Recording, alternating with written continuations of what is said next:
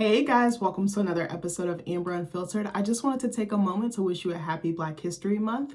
In honor of that, I'm going to be doing a mini series called Hidden Figures where I highlight Black pioneers who have made amazing and significant contributions in our community but aren't as well known in the media or the general public. The first figure that I want to discuss is Annie Lee, but before I do that, don't forget to like, comment, and subscribe. Also, if you want to cash at me at AmberUnfilteredShow, that'd be greatly appreciated. So I have my little handy dandy tablet as usual. I have some notes. So I've seen her paintings before, but I had no idea that it was a Black woman who painted these. A lot of us have probably seen her work and don't even know that it was her.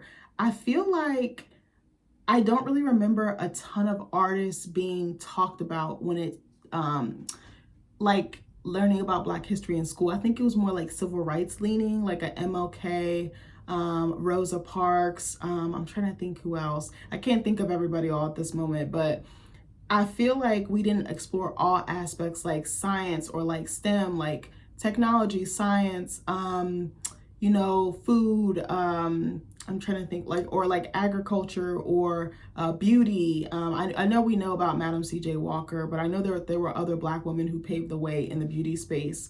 But I was like, oh, I had no idea. I actually saw this post on Facebook about her, and I was like, I'm going to talk about her on my channel because I was like, I wonder if other people know about her. So I looked up her biography. I think I got this off of, I'm trying to think. I think it was like the Philly Tribune, and there was a website called Umoja Fine Art or something like that. So I got my information from there. So I just wanted to give them credit. So we're going to talk about a little bit about her background and then kind of talk about like her artistry and how she became as well known as she did. And also, if I don't forget, I'm going to show you guys pictures of her work. It's not going to be the most glamorous. It's just going to be pulled off Google from my tablet like I usually do. But I think she's worth checking out if you don't know about her or if you haven't heard about her. So, renowned artist Annie Lee was born in Gadsden, Alabama on March 3rd, 1935, and raised in Chicago. Annie began painting at age 10 in elementary school, where she won her first art contest and received a free semester of study at the Art Institute of Chicago. That's no easy thing. Like, she's 10 years old getting recognition from like a super, what was I gonna say? Not elite, a super well-established, like organization, or are they, I wonder if they're a college. Hold on, I'm gonna look because I'm kind of curious now. Hold on. What was it? The Art Institute of Chicago, I think it was. I wonder if it's a college. Sorry, I know I'm getting off topic. I just was very curious. Oh, it's an art museum. Oh, I had no idea. I thought it was a college. That is so cool. It's been open since 1879. Apparently it's one of the oldest and largest art museums in the United States. Oh, I had no idea. Learned something new. So anyway, let me get back to my notes here. So she continued honing her artistic skills, resulting in a 4-year scholarship to Northwestern University.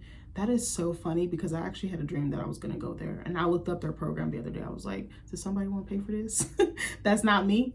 However, she decided to choose marriage and raising a family over attending school. And I really respect that decision. That takes a lot of guts to do that because like a lot of us are conditioned to do what society or other people want us to do, like family, friends, maybe people we work with. But I admire her resolve and her putting her foot down and being like, no, this is what I want to do. This is what phase I am in life. And no one's going to change my mind about it. Like, I really respect that about her. I kind of feel like that now. I kind of relate to her in that aspect because I feel like for so long I've been told, don't do writing. It doesn't pay the bills. It's not stable. It's not this. You're not going to make much. And it's like, I don't care if I don't make much. It's going to make me happy because it's my passion. I only want to do things that I'm happy about. And right now I feel like I'm finally doing the things that I really want to do because for so long I felt like I had to survive. And now I'm like, nobody can tell me anything. I don't care if I'm not making the type of money I wasn't making before because I made quote unquote a decent living and I still wasn't fucking happy. Like, I was so miserable. I felt like I was suppressing my creativity and like not being true to myself and not being my genuine self because I had to put food on the table. And like code switching took so much out of me that I was like, I don't really want to be in the position to have to do that again. Obviously, I know I'm not ever going to have to do it again, but I was like, if I can choose, I'm going to choose to pour into my passion, my life's work, my calling, the thing that gets me out of the bed in the morning. And that's definitely writing. And like, people have offered suggestions as to what they think I should and shouldn't be doing and how I should live my life, and I really don't care. Like, I'm like, you can tell me whatever you think I should be doing, and I'm still gonna do exactly what the fuck I want to do. Like, even though it's not the same thing, I think Kali Uchis said that she was like that. Like, other people were persuading her to do other things. You have to like almost be like delusional, or like a horse with its blinders on, or just like this, like la la la la, like just close your ears and just focus. Like, you have to just tune it out. Like, you have to just keep going, even if it's not working in your favor at that moment. Like, because really it's gonna result in a better you and like a fulfilled life. And that's all I want. I want a fulfilled life. I want a rich life. I want a beautiful life. I want a peaceful life. So I really respect her for that. So Annie did not resume painting until she was 40 years old. That's so interesting to me. So by then she had lost 2 husbands to cancer and raised a daughter from her first marriage and a son from her second. While working as the chief clerk at Northwestern Railroad, Annie studied art at night, eventually earning a master's degree in interdisciplinary art from Loyola University.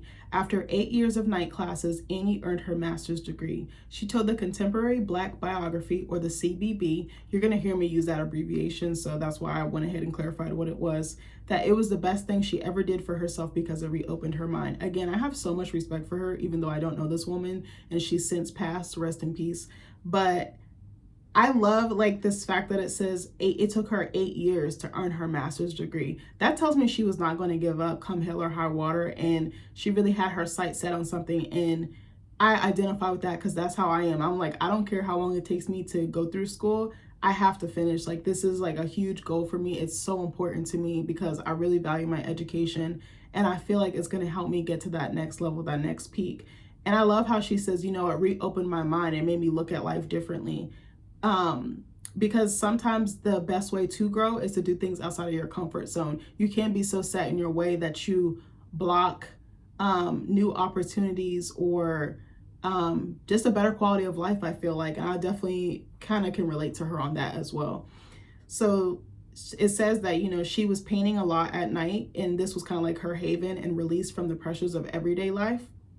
I hope that more people find something like some type of outlet or channel that they can pour into, that they don't just become so burnt out or just like build up that stress, because life can be very stressful, honestly. So her railroad job inspired one of her most popular paintings, which is Blue Monday. It depicts a woman struggling to pull herself out of the bed on a Monday morning. I remember seeing this painting when I was a kid. I'm going to show it to you guys at the end of this video. And I never knew that she painted it. I feel like so like dumbfounded because I'm like, why did I not know a Black woman painted this? I don't know who I thought painted it, but I remember seeing it and like resonating with it, even though like at the time I seen it, I was probably like a kid when I first laid eyes on it. So she says, oh, excuse me, let me back up. The article said that living in such close proximity to her art caused new challenges for Annie. She developed tendinitis and spinal problems from painting so much. Even worse, the fumes from the acrylic paints she used made her sick. Despite these problems, Annie continued to paint, having her first gallery show in 1985. The show was so successful that she allowed prints to be made of 4 of the paintings so that she could meet the demand for her work. I hate that she like suffered physically for her art, but that tells me just how much she cared about it and how much she loved it. And that's sort of how I feel. Like, I always joke that I don't care. I'll write till my fingers hurt. I'll type till my fingers hurt until I can't see straight. Like, even then I was like, I'm going to find a way, like whether I have to like hire someone, like I just want to do writing for the rest of my life. And I can just feel her passion through that little blurb alone. In 1986, unfortunately, she lost her son to a tragic car accident. She took time off to grieve, and while doing so, decided it was time to step out on faith with her talent. She never returned to the railroad afterwards. Annie was well known for her realistic and humorous portrayals of contemporary and historical African American family life. Annie established herself internationally, not only as an artist, but a respected and business-savvy entrepreneur. Her noted ability to convey feelings through the faceless subjects of her paintings has won her a place in history as one of the icons of African American art. My paintings are of everyday life. I try to paint things that people can identify with, Annie told the CBB. A hallmark of Annie's work is that the figures she paints are faceless. You don't need to see a face to understand emotion, she explained to CBB. I try to make the movement of the body express the emotion, and people can use their imaginations. Having been showcased in galleries around the world, Annie became an internationally recognized painter, and an original piece of her work sells for anywhere between $4,000 and $20,000. Her art has been used as decorations for television and movie sets, such as A Different World, 227, Coming to America, Boomerang, and Barbershop. Her business acumen, however, led her to develop a line of figurines, high fashion dolls, decorative housewares and kitchen tiles, and home decor items recreated from her paintings that offer the opportunity for everyone on any budget to own a piece of Annie Lee. She also enjoyed visiting schools to encourage and inspire students. The icon passed away on November 24th, 2014 in Henderson, Nevada. I don't know. As soon as I seen a picture of her, I was like, she just feels like kin. Like, she just feels like family. Like, she seemed like such a sweet lady. She had some hardship in her life, but it seemed like she channeled it through her art, and I just love that for her. It's spoken like a true artist, I feel like, because we tend to put whatever we're feeling or dealing with right in the art, and we kind of leave it there or try to leave it there. So I wanted to show you a picture of her. This is her. She has a beautiful smile. She has beautiful skin too. And then this is the painting that she's renowned for, like world renowned. This is the Blue Monday. This is literally how I felt going to work every single freaking day. Okay, I don't know why I did that. Sorry. I don't know why I did that. I think it's because I accidentally clicked on it. But it's a gorgeous piece. That's literally how I felt. Sometimes I would literally sit back in the bed like that and look at the bed and be like, I'm just going to crawl back in it, or look at my alarm like, do I really need it, or do I need money? Like, I felt so seen by this picture. I wish I had seen this like when I was still working, because like, I think it, like, sometimes it really does, it's like mental gymnastics, like pushing yourself, because you're just like, I don't want to do this, I can't do this, I have no energy, especially if you're like mentally spent or spiritually spent.